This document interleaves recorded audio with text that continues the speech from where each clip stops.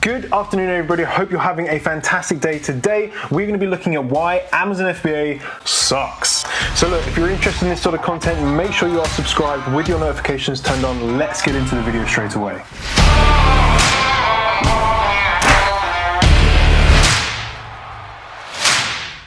Welcome if you are new here, and welcome back if you're not. My name is Jonny Bradley, founder of the Seller Pro Academy, where we help change people's lives one product at a time so ordinary people can create extraordinary things. And today we're going to be looking at why Amazon FBA sucks, because do you know what? All business, they're going to have downsides, and Amazon FBA is not immune to that. So we're going to be looking at the three biggest reasons as to why Amazon FBA sucks right now. If you're not already, make sure you are following me on Instagram, you're subscribed on YouTube and all that sort of good stuff. So one of the biggest things with Amazon is that the process is incredibly important. A lot of businesses, you can make mistakes with the process, and it's not really going to do a lot of harm. However, with Amazon, process is very, very, very important. Now, let me give you an example of this. So when you start to sell your first product on Amazon, you're not going to know a lot of the process, okay? And what happens is, you say you want to buy some stuff from China, you're having it private labeled, and you have it shipped into the UK or whatever country that you're in. Amazon need to know that they're going to be receiving those goods. So you create something called a shipping plan. To do that, you have to create a listing. You have to actually create the product listing. What a lot of people will do if they don't understand the process of how Amazon works is they'll kind of create their listing, but they won't really fill it out, and they'll go to create their shipping plan, which is a whole process in itself. And because they haven't filled out their product detail page fully, which is your listing, basically your product detail page is your listing, then it will flag up for something called hazmat review. And hazmat review is just to make Amazon just making sure that they're not receiving goods into their warehouse that are hazardous and could, be danger to their warehouse, their employees, and obviously to customers. So it's them doing their due diligence. But the reason they do that is because the listing doesn't hold enough information about the product. And of course, what they don't want to do is accept the product into the warehouse for then the person or the seller to actually change what's on the listing to be something hazardous and Amazon not know what it is. So if you don't know that process, you don't know that you have to fill out your product detail page as fully as you possibly can before you create your shipping plan. The problem is that a hazmat review takes about 2 weeks to go through. So let's say you've ordered your products, and because you don't know the process, you've actually created the detail listing page after you've ordered your products, which again is the wrong way around to do things. Then you might be expecting your products in a week's time, but your actual listing is stuck in hazmat review, which means Amazon, they're not going to be able to receive your goods because they haven't accepted them into the warehouse. They haven't allowed you to store them in the warehouse yet, which is a huge issue, right? It's a huge issue, and that one simple process can really put you back weeks and weeks and weeks. Now, of course, all of these things can be absolutely learnt, but process is so incredibly important when you're dealing with Amazon, and particularly FBA, because you have to do things basically in a step-by-step fashion to make sure they're done in the right order, because if you skip some steps, then it can actually put you back and you could really hurt yourself in the long run. So process is definitely a downside to Amazon, but on the flip side, sometimes it can be a bit of an upside because your competitors can make these mistakes where you can shine through. So yeah, the first thing is definitely process is so important and can be a huge downfall if you don't know the process. The second thing is that Amazon pull the strings. They are in control. They are the puppet master. At the end of the day, you're using Amazon's platform. You're not using your own website. If you use your own website, you are 100% in control-ish. You still have to use domain hosting and all that sort of stuff. But at the end of the day, we're using Amazon's service, their platform to sell products, and we are at their mercy. Sometimes, again, this can be great. Sometimes this can be bad. So let me give you an example. And just to point out, although you're at Amazon's mercy, and sometimes they will rightfully so penalize you for something that you've done, which I believe is perfectly fine to do if you've manipulated anything or you've manipulated ranking or reviews or whatever it may be. Rightly so, that if you're against terms of service, if you're doing something you're not supposed to do, then I think that's perfectly fine for them to basically lay down the law, okay? Because it's your fault for doing it in the first place. However, sometimes they make mistakes and you get the brunt of it. And I'm going to give you 2 examples of this. The first example actually happened quite recently. This was only a few weeks ago, where I noticed a lot of sellers, that when they were changing their bank details, the card that was registered with their Seller Central account, it was actually suspending their account. Now, that shouldn't happen. That definitely shouldn't happen. And this happened for a lot of people, where if they happen to change, like if your card expired, for example, you would have to upload your new card details. Now, Amazon need your card details, so it's in their best interest to not suspend you when you want to update your card details. However, this was happening for quite a few people. Fortunately, I've not seen this issue now for quite a long time. And our inside sources do say that it was a bug that is fixed. However, if you then have your account suspended, that means you're not able to generate income for that time period, which obviously is not very good, all because you just wanted to update your card details. Now, those sorts of things are very rare to happen, but they can happen, because at the end of the day, it's a very complicated system. Things go wrong. An employee might go in and just trip over a wire and unplug a whole server, and it ruins your whole day. Things can happen at the end of the day. There's people, there's human beings, and with any time you have human beings, there's errors that could be created. So you are at the mercy of Amazon in that sense. The second example is actually something that personally happened to me. I had about £85,000 worth of stock move from fulfillable, which means that customers can buy it, to unfulfillable, which means that it's deemed faulty, or it's not sellable. And obviously, I'm looking at my Seller Central account and going, okay, this is pretty bad. This is, out of the things that could happen, this is probably one of the worst, because there's only 2 things you can do when you have unfulfillable inventory. You have it destroyed, so Amazon can actually destroy that inventory, and you pay to do that. Or you could do a removal request, which means that you ask for Amazon to send those products to your house, or office, or wherever you want to send them to. Now, of course, £85,000 worth of stock is a lot, right? It's a lot of stock, and it was sellable, right? It was a mistake that Amazon made. Someone, an employee, I don't know who it was, obviously went in, they were looking at the account, and they did something, and they pressed a button, and it moved every single one of those units from that variation into unfulfillable. So, as you can imagine, I was pretty pissed off, and I was getting very, very stressed out. Trying to call up Amazon, trying to get through to the right person is very, very hard sometimes, because a lot of the people are just customer support and they don't really know, unfortunately, what they're doing.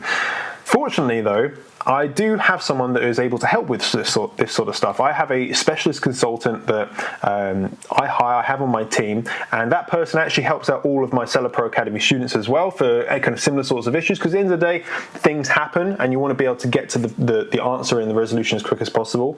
And I messaged her, and I said, hey, I'm having this issue. And all she said back to me, she said, you need to contact these people, so ask to be put through to this exact team and say these exact words, do it in an email, do it in a chat as well. And I was like, okay, well, I copy and pasted this, put it in, and within 2 hours, all of those units were moved back into sellable.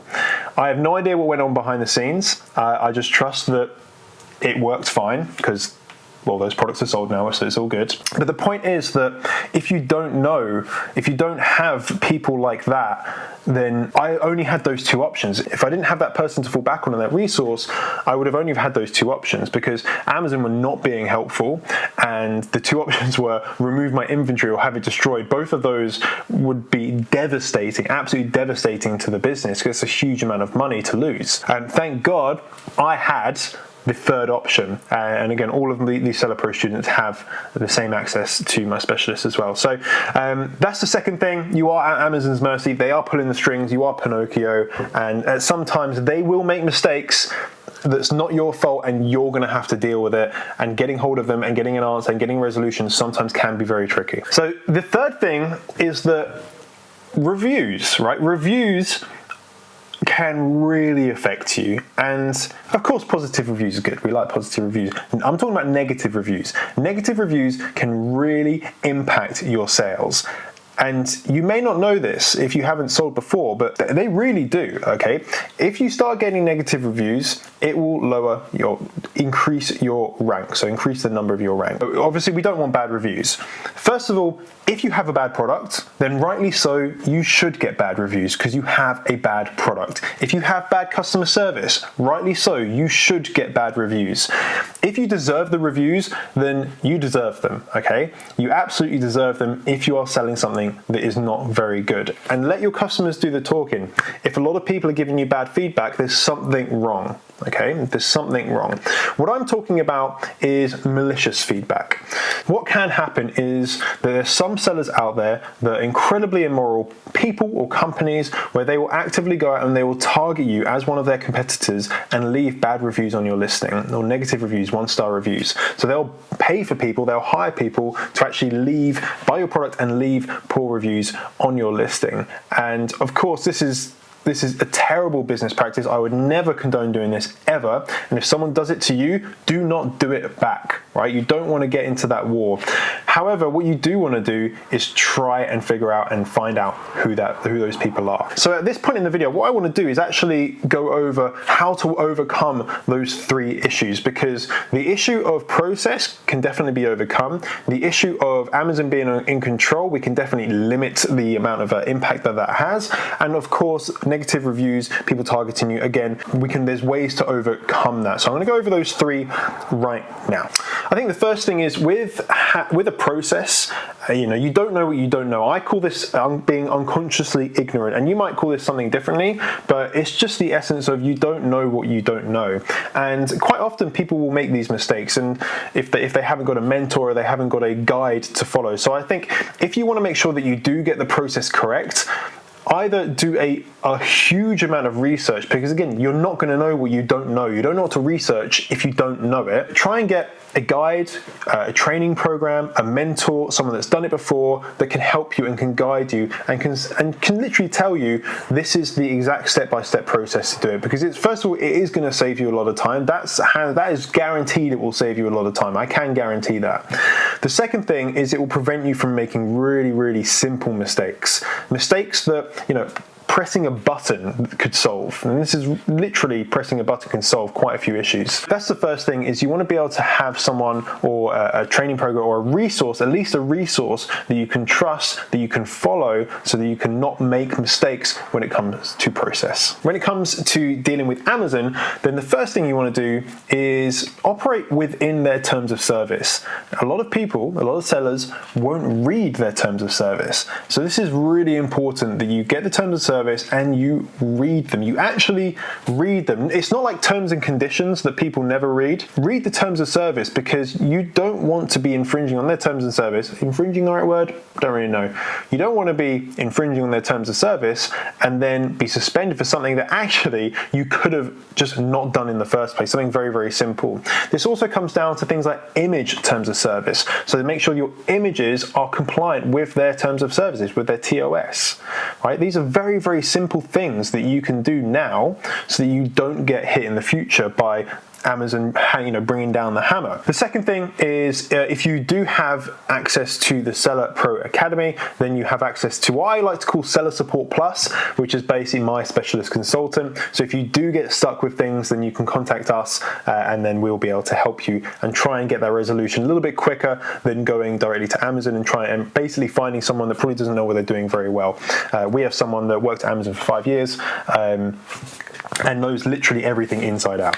So that would be the second thing, but obviously only for people that are enrolled. If you are getting negative reviews, it doesn't matter if they're from a competitor or from a real customer. I think the first thing to do is analyze them to see if they are from a customer. Just look at the comments, and if there is merit to the feedback, then take it on board. Firstly, always take feedback on board. If it's positive or negative, just accept it, because that customer has taken time out of their day to leave the feedback. Even if the feedback is basically irrelevant, then just still accept it and take it on board. I think that's really important when you receive any sort of feedback. The second thing that you want to do is focus on getting more positive reviews, right? So if you have an email follow-up sequence, maybe look at the subject lines to see how you can make them a little bit more clickbaity to try and get a higher open rate. Because more people that open your emails, the more people that see the emails, the more people that will leave you reviews.